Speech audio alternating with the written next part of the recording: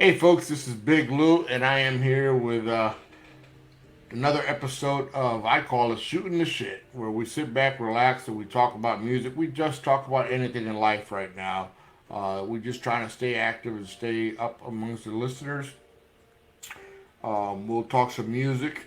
We'll talk some current affairs. We'll talk about what the future leads, and we'll just, like I say, shoot the shit around here. Today's a special guest of mine is 2019 BMA Female Artist of the Year, also instrumentalist, bass instrumentalist of the year, Grammy nominee, none other than Danielle Nicole. So let's go ahead and bring Danielle Nicole on here with us. There she is. Hey, Danny, how you Hey, doing? I'm doing well, thanks. How are you doing? And doing well. It's good to see you. I'd rather see you on the stage. I would rather be on the stage Oh at man. this point. Especially now that your career was like climbing, you were up on a definitely a big upswing. I've been following you since Trampled Underfoot, and then Mhm. 2015 you did the Wolf Den, Yeah. which was amazing. And I mean, you came out the door just knocking. You didn't knock on the door. You kicked the door down with Wolf Den. Well, there were a lot of really cool moments that Anders captured and that we shared and wrote together on that record. So it was. I knew it was going to have to be, um, you know, pretty hard hitting to come out with, and with Trampled Underfoot being so rooted in blues, it was really natural. It was fun. And I'm gonna go backwards a little bit here. In your earlier years, who was your big inspiration in your career? Well, my parents had played live music when my brothers and I were growing up, and so just watching them really going to the festivals they played in Kansas City, and really just I always loved being on the stage, and so my mother taught me a lot about singing and harmonizing, and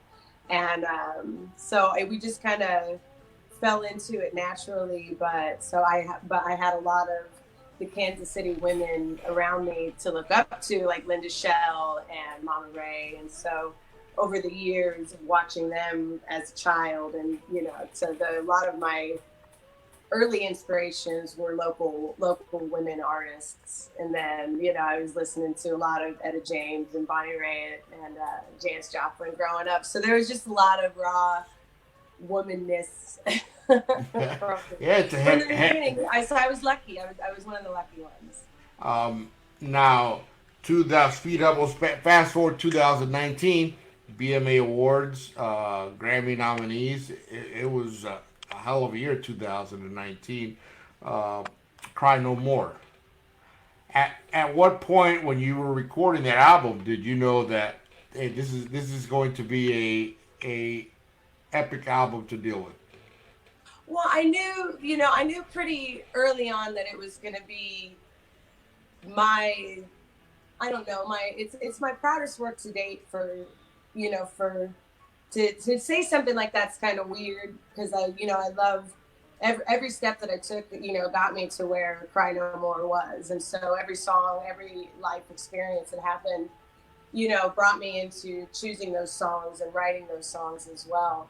But I knew when Tony and I were in pre-production, when we were just kind of going through the songs and figuring out, this is pretty done. So we were in the studio and we're listening to, the voice notes and getting everything together. Like there was this this really cool energy that was brewing. And I had no idea that it was going to be Grammy nominated, and that the Recording Academy, I had no idea they knew who I was, so that was a complete shock.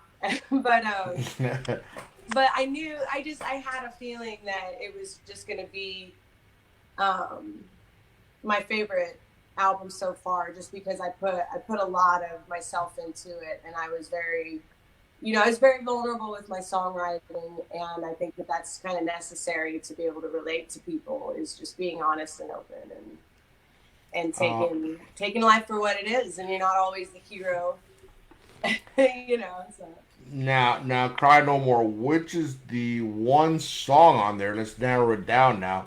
The one song that when you were in the box and you were laying down the vocals and then you played it back, you were like, "That's the song." Which is that one song? um, I would probably say "Save Me." Because I remember cutting those vocals, and I was feeling kind of sassy that day. And that one and crawl, I was Crawl. they're I just mean, they're really strong songs, and just real sturdy in knowing what I'm worth and what I felt, and so it was very empowering. Those were fun. Those were the ones where I was like, yeah. now who's fast will continue. 2020 shows up, and the music game is on top of the world. I mean, the festivals are just blaring, shows are going on, and it's just music is hot. And March, my end point was March 12th. I don't know when yours. March 12th, I promote shows, as you know. And March 12th, I had a show with Walter Trout, and he showed up, and that was it. After Walter Trout, it's kind of like the music died for me. Yeah, it was a light switch, man.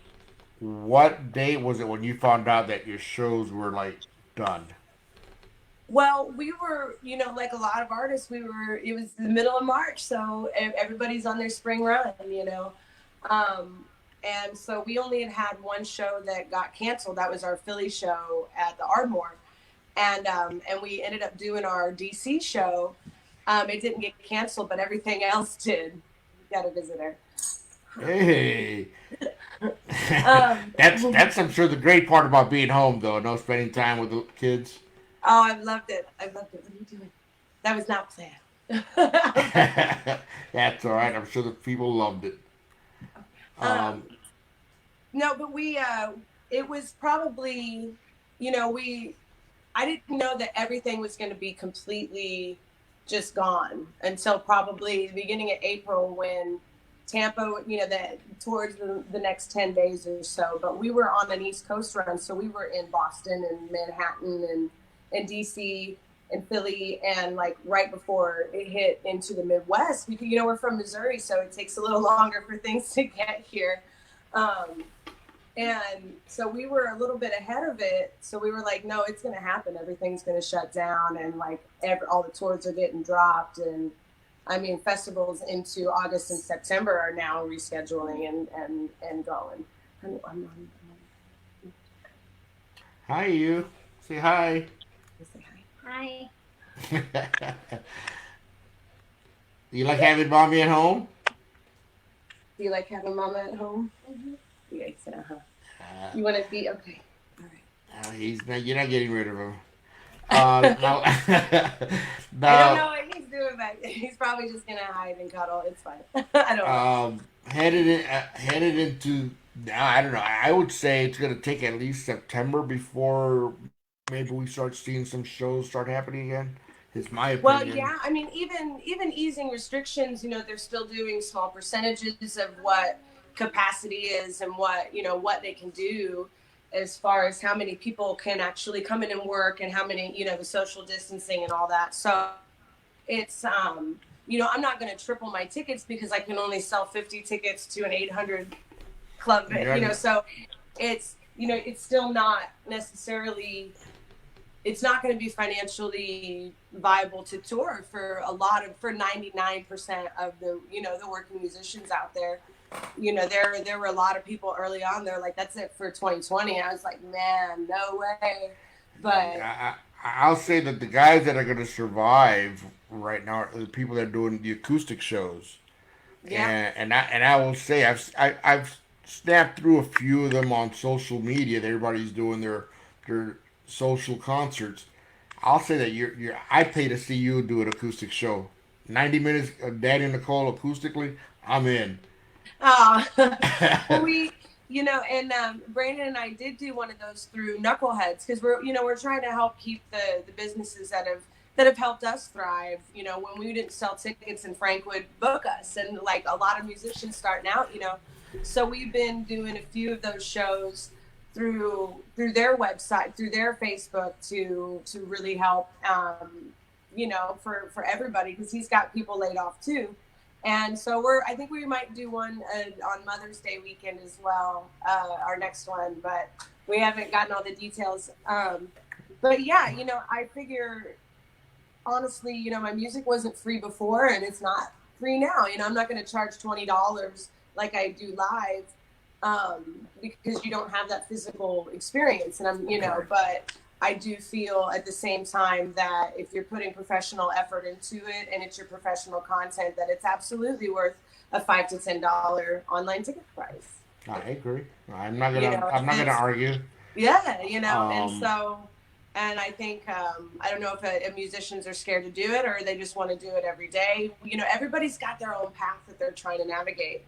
And, the acoustic shows, they're a lot of fun. And, they open me up a lot more than I usually do, because, with the live performances, it's just, I don't get quite as vulnerable as you do acoustically, because you can actually hear every single noise and every intent and every inflection. So those are some of my favorite shows. So but that might be the reality for a while. Or when they ease social distancing, going to the venue and recording shows live. That was the first one that we did, was a live at Knuckleheads Garage before they did the stay-at-home order for Kansas City. So there are several avenues, but I think that's going to be, and a lot of people don't want to go out yet either, even with the restrictions being lifted. So they have the option of still being able to see quality performances at home from their home. Yeah, I'm actually working on some software that I'm going to introduce to a lot of musicians, where you'll be able to, if let's say you're performing at Knuckleheads, you'll be able to put up a camera and sell your shows on pay-per-view for people that are in Europe, that may want to see that concert at Knuckleheads that don't have access. I've never been to Knuckleheads, and it's really cool. but the chances of me going to Knuckleheads are hard for me to just get away and say I'm going to go to Knuckleheads this week. Yeah. So if you said, well, if I have an option to go to my TV and click on it and say I'm going to see a Danielle Nicole at Knuckleheads live, chances are that I'm going to spend the $5-10 on a pay-per-view to do that. And that's once you start that standard, but people also will have an understanding that it's going to be a professional experience too, and I'm not in my pajamas sitting in my bed with the it's worth that. It's worth that. And it feeds the family too. It feeds the band. So. Or on the camera doing an interview with a nice shirt and a pair of boxers on, right? Oh man! I had to throw on a hat, because let me tell you, my hair is probably longer than yours right now. Oh. It's getting ridiculous. I look like Cousin It. Oh no! You have a bunch of fans that are online saying hello. Nathan Powers, Debbie Collins. Nathan. You know our buddy Jay Rubin's on here with us. And everybody loves you. If they want to get your merchandise now to help support Danielle Nicole Band, where can they pick up your merchandise? DanielleNicoleMusic.com is the best way that it directly will get to the artist, their artist website, for anybody, not just iTunes. Is that whoa? It's okay. Feel free to pick it up, babe. Feel free to pick it up. It's all right. All the dogs want to say hi, and then ignoring me all day, and then I'm like, okay, I need 30 minutes, and they're like. No, it's a beautiful issue. I might have to be thinking back. It's true. It's great to be home. It's reality, man. This is the stuff we navigate in the life we lead. It could be worse. Like I tell folks, it could be worse. It could be so much worse. I have power. I have internet. I have everything in life. The only thing I don't have is that I can't go to a live show right now. But you know what? We'll be back at it, I'm sure, sooner than later. Yeah. And there's so many musicians that are just really helping spread music just going on, and that are consistently going every day, Damon Fowler goes on very often, and it's really cool because he's just spreading love and spreading music and wanting to bring people together any way they can. So, it's really been a beautiful thing to see, and I'm sorry for the circumstances that everyone's under quarantine, that we can't play live music. But it has really given us a lot of opportunity to show true colors and Another bring people fellow, together. Kansas City guy here. Go Go Ray says hello. Oh, go go! He's Never, never. a badass. I love Go Giants. Go.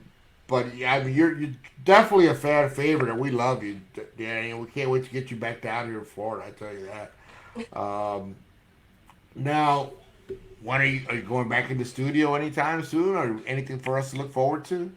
Well, I mean, everything is shifted now. I was planning on going into the studio in July, but July, August time. Well, not August because we have a huge Northeast run planned for our usual thing. But I was planning on this summer, early fall, and have something out next spring. But everything is all shifted now. So I mean, there's always going to be new music coming out. I think what is going to have to happen is just getting singles recorded and obviously getting new content out there. But I'm not gonna rush and do a poor quality job just for the sake of getting stuff out at the same time too. So Amen. you have to find that Amen. balance of. And had that conversation with a couple of artists, that hopefully people are taking the time right now to write some quality music that's timeless, rather than just trying to push product out to go to the festivals, do that repeat. And I mean, Yeah. and here at the radio station, I could say some of the stuff that I get is just like, really, and there's no effort put into it. And I feel Yeah, bad. it's filler. It's the same song that was on their last record, just written a different way. I call it donut music. And what donut music is it's got substance to it, but has no feeling whatsoever. There's no So core. there's Yeah, nothing. There's nothing to it. It's like, okay, I'll play another song. But I my go-to song has definitely been Wolf Den, Crawl, and Save Me. Those are my go-to songs whenever and we play them quite often.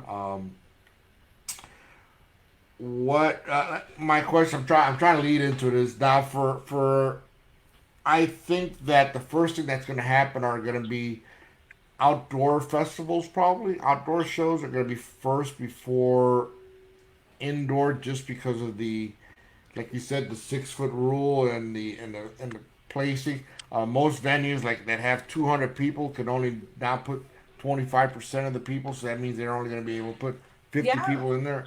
I mean, it's Uh, not only just the open air. It's the concessions, it's the bathrooms, it's all those areas that everybody gets concentrated in. well, that's kind of what when it first happened. That's kind of what I went out there and said. I said to folks, you got to remember that it's just not the musician that's lost his gig. It's the venue, it's Mm-hmm. the chef, it's the cook, it's the server, the dishwasher, um, the promoter. We lost, and the gas stations across America that you guys are stopping at and pumping gas. You guys are touring. The hotels that you're spending the night. It's a big trickle effect that got hurt. It is, and it's not. Yeah, and that's the thing is like, it's obviously it's devastating. There's nothing coming in for our families and everything, but I'm lucky. I only have a trio.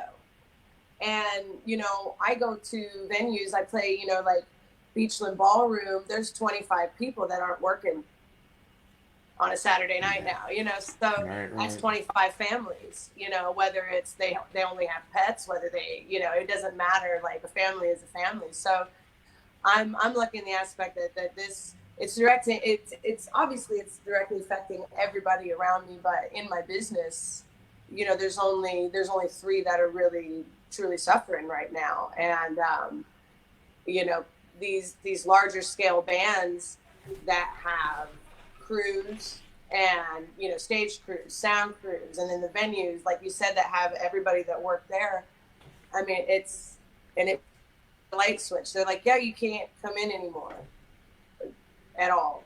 Right. No. indefinitely. You know, so No, it's no. The day that it happened was, like I said to me, it was the 13th is the day that it really affected me, March 13th, because I usually do the Bonita Blues Festival down in Bonita Springs with Kevin Barry.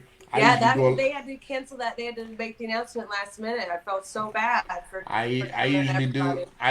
a live remote from there. So yeah, the last hour before it's supposed to start is when they told me it can't happen, and that was devastating. I mean, Yeah. and that's when the whole trickle effect just started happening. I mean, Paul Benjamin just canceled the North Atlantic for July, Hmm. and they're going Well, on I mean, until August. they need to be selling tickets right now, you know, Hmm. and when you don't even know if even if stay at home orders are lifted, like I said, there are going to be a lot of people that just aren't comfortable going out yet, even when they say everybody can go everywhere they want to in any capacity and any amount of people. There are still a lot of people that aren't going to be quite comfortable yet, you know, and that's understandable, you know. Try not to judge those who don't want to go out, and I'm trying not to judge those who want to go everywhere. You know, it's everybody's in their own path in life, and they believe they're, you know, and I'm hoping that people are guiding what they truly feel in their heart is great, and not just being stubborn for being the sake of being a rebel or whatever. Um, but you know, these large festivals that have sponsors and they depend on the pre-sale tickets to guide them. They don't know how many tickets. So I mean, it's it's just it's devastating. And this only on the music industry side of it too. There, I mean, there's so many other levels of life that are affected just as equally, and it'll be interesting to see how we pull out of it, you know. Yeah, But I I'm eager to haven't. get back to work, you know. My personally, my daughter lives 3 miles from me, and I haven't seen her in 42 days. Just It because yeah, she's in it's the house, she crazy. works in a hospital, and I don't want to get together with her right now. Yeah. I don't. Well, You know. we our last show was March 14th, and since we had been up in the Northeast, we started doing a 2-week quarantine on our own,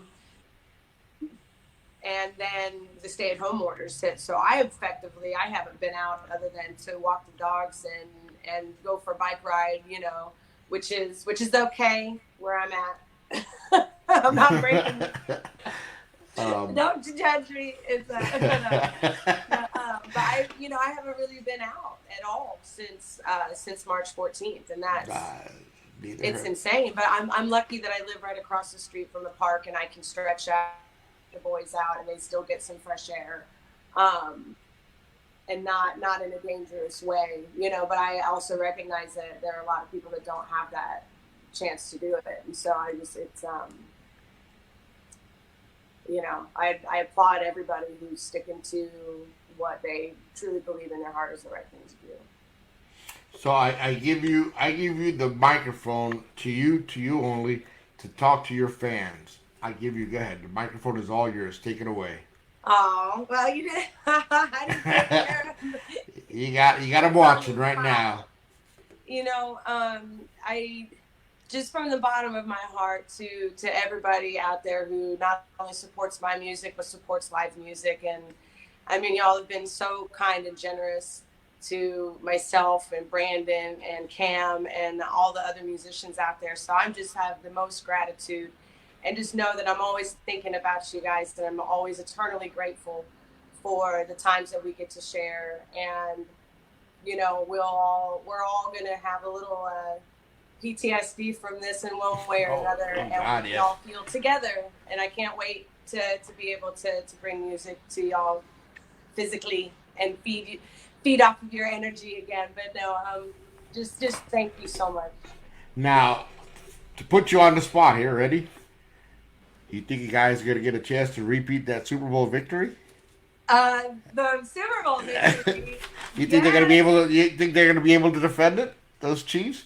I'm Tell hoping Jerry to so. play football again. Yeah, I'm hoping so because you know what? We spent a lot of money in Tampa. Danielle Nicole, I want to thank you for your time. Thank you so very much for And having whenever me. you do that Mother's Day show, if you decide to do that with Brandon, please let me know and I'll help you promote it. Oh, that's wonderful. Yes, I I love the will. fact of how you're doing it. All right. I will. All right. Thank you, hon. Thank you. Bye Take bye. care. Bye. All right, Blues fans. There you go. That was Danielle Nicole spending a little bit of time with us this afternoon on shooting the shit, and that's what we did. We talked some sports, we talked some news, modern, a little bit of everything. Don't forget tomorrow I got Mike Mills. Monday we got Selwyn Birchwood, and on next Friday, we have Toronzo Cannon. Thank you guys for stopping by. Peace out.